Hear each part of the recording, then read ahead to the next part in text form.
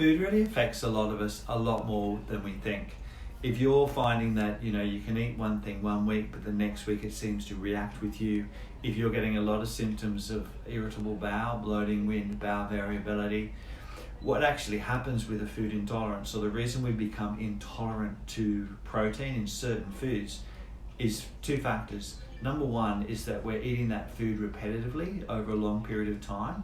Our immune system initially has good tolerance, but after a while our immune system starts to see that protein as being foreign or not good for the body.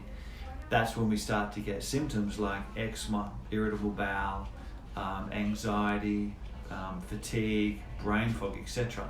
The second reason we develop food intolerances is because our gut wall has become irritated over a period of time, and we've now got a chronic pattern of inflammation that's been set up in the gut wall.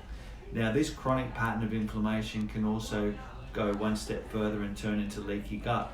So basically, food intolerance is because we're eating too much of the same food over a period of time, but also now that our gut wall has become inflamed and irritated. And this is where it will seem that it doesn't matter what you eat, everything now seems to cause a symptom. One of the ways of really trying to reset that pattern or reset that inflammatory pattern in the gut is to remove the foods that are now actually irritating it further. So having a food intolerance test is one of the quickest and fastest ways of really working out what foods for now you shouldn't be eating. So we take those reactive foods out of your diet for a period of time. We work on healing and repairing your gut. And during this time, you should find that a lot of your symptoms associated with food intolerances, again, eczema, asthma, hay fever, maybe migraines, brain fog, fatigue, anxiety, you should find that a lot of these symptoms subside.